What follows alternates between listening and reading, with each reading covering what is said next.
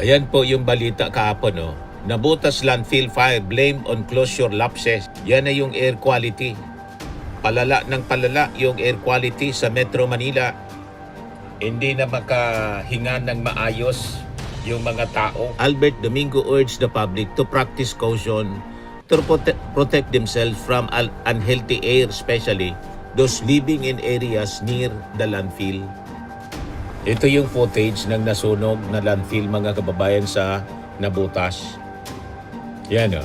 May nangyaring lapses, mga kababayan, sa closure ng landfill sa Nabutas.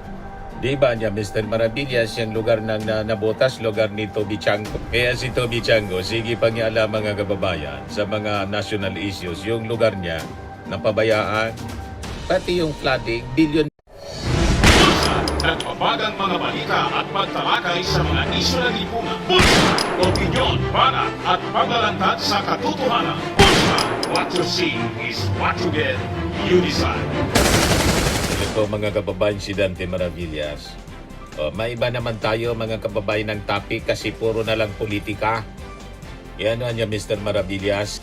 Topic mo ngayon, yung air quality po sa Metro Manila. Lumala dahil po sa pagkasunog ng mga basura doon sa sarado na nga po na landfill sa Nabutas. Ayan po yung balita kahapon, no?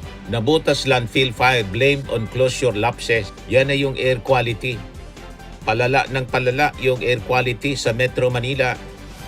Hindi na makahinga ng maayos yung mga tao sa paligid dahil po sa polusyon mula sa matinding usok po. Ayan na pala. How thermal inversion, sea breeze, worsen haze from Nabutas landfill. Sabi dito sa report ng ABS-CBN. Ayan na yung itsura, mga kababayan, ng kalangitan sa Metro Manila ngayon. Nababalot sa haze. Yan o, sabi dyan. Nabutas landfill fire enters third day as smoke worsens Metro Manila air quality. Damay po yung mga katabing lungsod, mga kababayan, sa Metro Manila. Yung advice po, dapat sarado lagi yung mga pintuan, windows closed, use face mask. Health spokesperson Albert Domingo urged the public to practice caution to protect themselves from unhealthy air, especially those living in areas near the landfill. Ito yung footage ng nasunog na landfill, mga kababayan, sa Nabutas. Yan o. Matindi. May nangyaring lapses, mga kababayan, sa closure ng landfill sa Nabutas. Di ba niya, Mr. Maravillas, yung lugar ng Nabutas, lugar ni Toby Chango. Kaya si Toby Chango, sige pang niya alam, mga kababayan, sa mga national issues, yung lugar niya, napabayaan, pati yung flooding, billion-billion ng flood control projects na inimplement sa Nabutas. Ganon pa rin pag tag-ulan, lubog sa baha. Ngayon naman po, sinara yung landfill sa Nabutas. Kapatid niya yata yung mayor dyan. O ito na ngayon, nalaso na ng polusyon yung buong Metro Manila, mga kababayan. So may isang malinaw at hindi kayang itago na katotohanan, mga kababayan. Kung close na po yung Nabutas sanitary landfill, bakit umabot ang usok hanggang Makati at iba pang bahagi ng Metro Manila? So, I think hindi lang ito simpleng issue ng sunog, mga kababayan. Usapin na ito ng public safety, environmental compliance, at accountability ng liderato. At higit sa lahat, kapabayaan.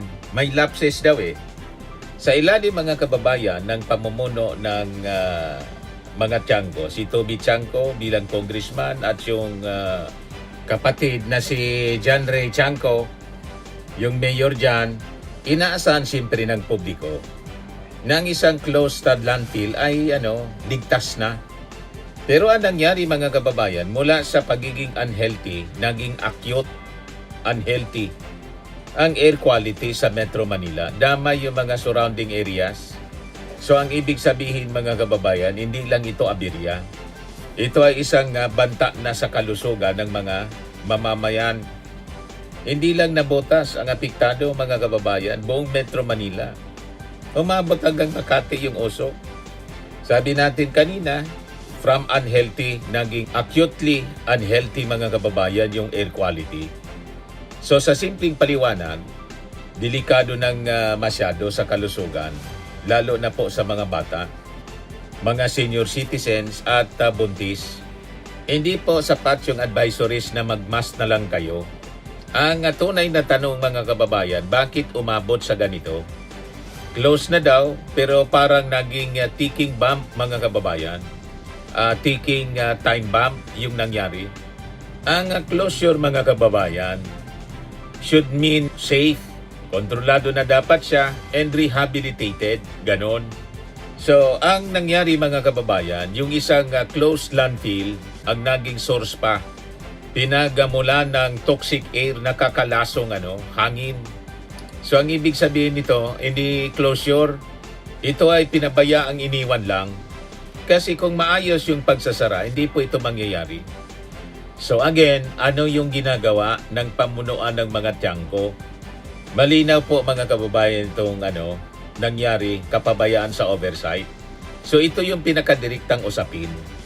Bakit tinayaan ng LGU nang nabutas, naiwanan po ng private operator yung landfill noong Pebrero 2026 nang walang sapat na safe closure at rehabilitation plan. Trabaho po mga kababayan ng LGU na siguraduhin ang kaligtasan, bantayan yung operasyon, protektahan ang publiko. Pero po yung nangyari, malinaw. Iniwan, pinabayaan, pinalala. So ito po ang textbook ng definition ng gross negligence. Yung huling aksyon, mga kababayan, hindi maagap. Alam na po, sarado na yung landfill mula yung noong Agosto 2026 pa. Ay 2025 last year. Pero kailan po kumilos? Ngayon na nagkasunog na. Ngayong may mga nagkasakit na. So ito po ay hindi ito po ay reaction, hindi prevention yung ginawa. Ang tunay na leader po hindi naghihintay ng sakuna bago kumilos. At yun ang wala sa kanila, mga kababayan. Malinaw na may failure ng monitoring po.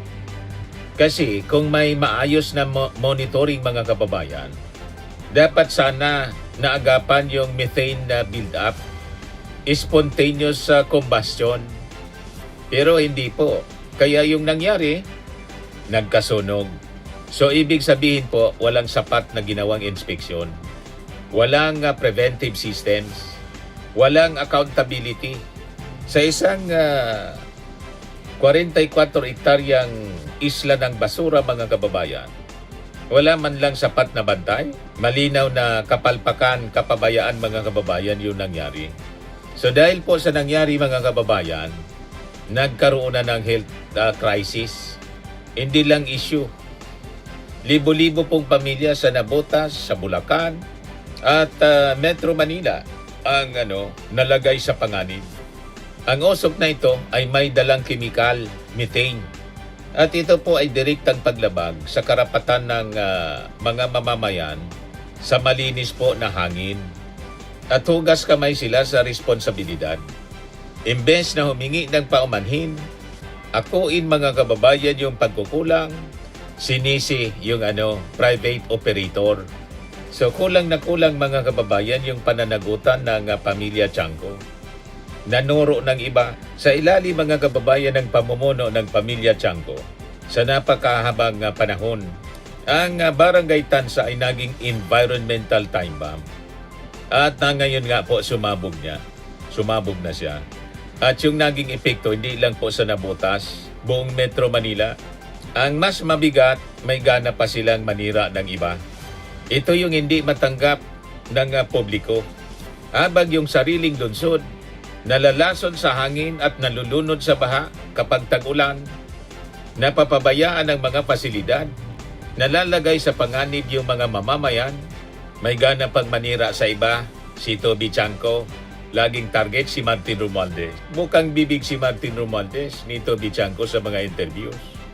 Unahin dapat niya yung sariling bakuran before na yung dungis niya sa muka, sabi sa kanta. Linisin muna ang dungis sa muka bago linisin ang dungis ng iba. Di ba po? Kasi po, kung hindi niya kayang ayusin yung sariling problema sa kanyang lungsod, wala siyang moral authority na pumuna ng iba. Tama po. So hindi na ito internal issue ng nabutas, naging regional crisis na buong Metro Manila, pati Bulacan, inabot.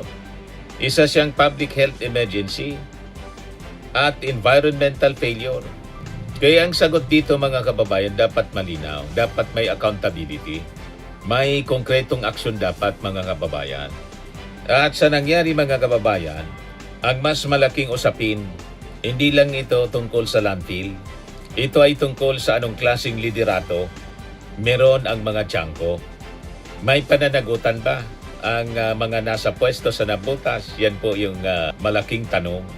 O puro salita lang at sisi tulad ng ginagawa ni Toby Chanco. So kung hindi kayang protektahan mga kababayan yung sariling lungsod, huwag dapat magpanggap na kaya niyang maging isang magaling na leader. Tama po mga kababayan. Training and lifting cream, pinapahid po sa mga pulses in affected area. Mainam po sa paninigas ng mga kasukasuan. Ito naman po, Automax Radiant Serum. Sa mukha naman yung application, anti-aging po siya. You will look 10 years younger than your age. Sa mga cancer patients naman po, baka lang gusto ninyo itong itry. Neng siya red mixed fruit drink. Hindi mo po siya gamot, food supplement siya. Kaya lang, gawa siya mga kababayan sa goji berry. Yung goji berry may anti-cancer properties. O ngayon, yung mga inquiries ninyo, dumiritso na lang kayo sa aming messenger sa Facebook para masagot namin agad. Ayos pa? Ayos na ayos niya, Mr. Maravilla. Sa mga nagana po ng malinis and spacious fitness gym, pumunta lang po kayo sa aming Colossal Fitness Gym. May Grab ka rental din po kami. But anyway, ito po pala yung aming bagong product na binibenta online. I am worldwide amazing pure organic barley powdered drink mix from Australia. Negosyo to ng aking anak na architect entrepreneur Riz Maravillas. Ayan po. Kontakin na lang po ninyo siya, Riz Maravillas on Facebook. Ang mga health benefits niya, boost immunity, improves digestion, enhance energy levels, packed with antioxidants, prevent cancer. Ito naman po yung bago naming product na binibenta online. Eye Glow Serum, whitening po siya. Tingnan ninyo yung epekto sa aking anak na architect before and now. Yung mga inquiries po ninyo, dumiretso na lang kayo sa kanyang Facebook account, Riz Maravillas.